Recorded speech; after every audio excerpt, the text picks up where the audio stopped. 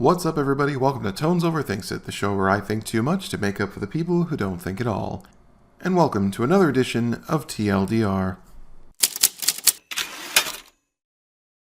So lately I've been thinking about the Streisand effect. For those of you who aren't familiar with it, it is the unintended consequence of causing information that you were trying to censor or suppress to become even more publicized.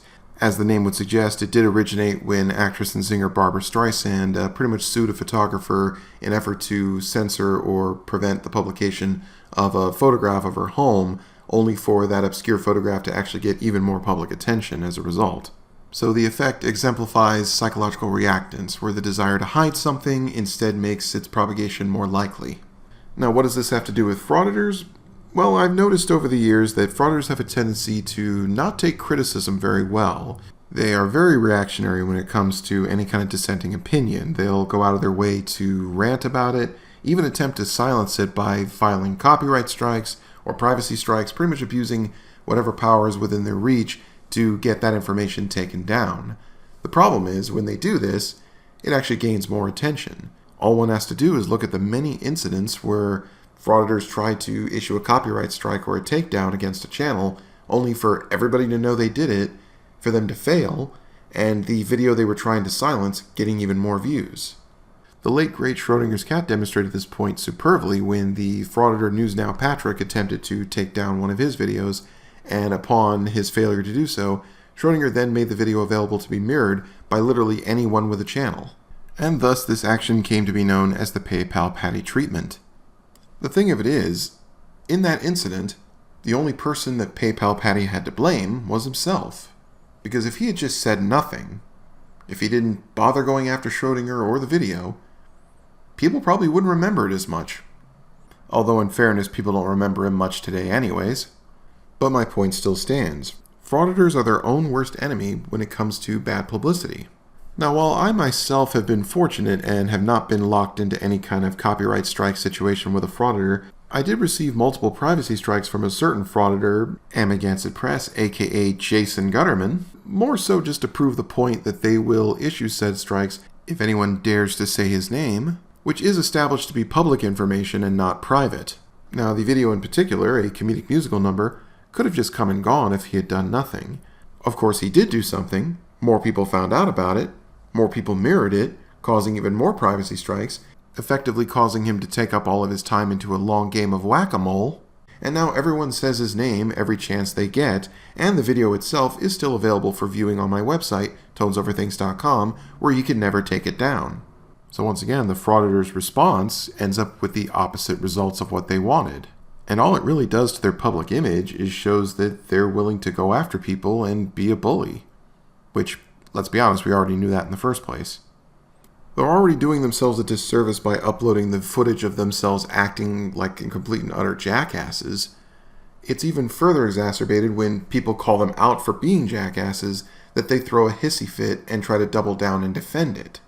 For a more recent example, Denver Metro Audits and Regan Benson ended up doing a live stream where they literally spent the entire time pretty much throwing a temper tantrum over two city council members in the city of Inglewood going on to Frauditor Troll's live stream in their own private capacity as United States citizens who have a First Amendment right, and effectively tell their side of the story, explain their position, and also explain, what their job entails. And apparently these First Amendment auditors who seem to cherish the First Amendment were absolutely furious that somebody exercised their right to their free opinion on a public forum. Which, by the way, if you haven't watched that stream, I highly recommend it. It's very fascinating and entertaining and provides a lot of information that these self-proclaimed activists and journalists never bother to share with their audiences in the first place.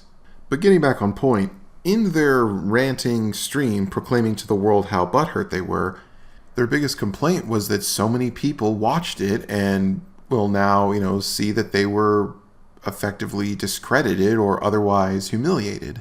As they rightfully should be, because there are consequences for their actions. And the truth is, DMA and Regan, if you guys just said nothing, there probably wouldn't be as much attention on it. But now that you have, more people are going to watch that stream. More people are going to agree with what Frauditor Troll said. More people are going to agree with what the council members said. And more people are going to be against you as a result of you bringing more attention to the situation. Heck, Frauditor Troll's already put out a video commenting on your temper tantrum, effectively showing his viewers and the world that you couldn't handle it. The fact I am even recording this little podcast is further proof that your stream did the exact opposite of what you were hoping for. You didn't discredit the council members, you didn't discredit Frauditor Troll. If anything, you gave everything he and the council members said about you further validation.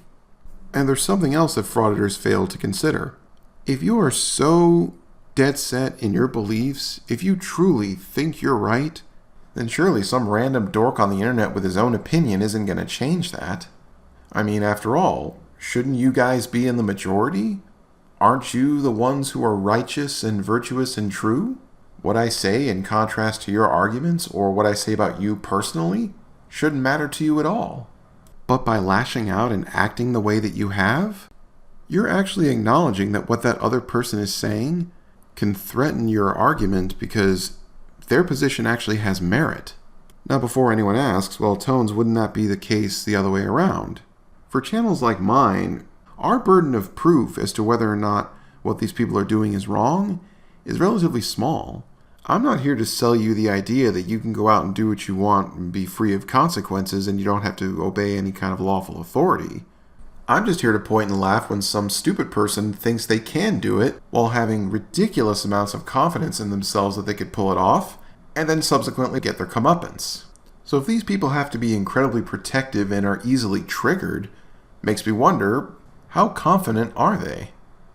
I mean, is it possible that they question themselves? Perhaps have doubts in all the stuff that they're saying and trying to sell their audience?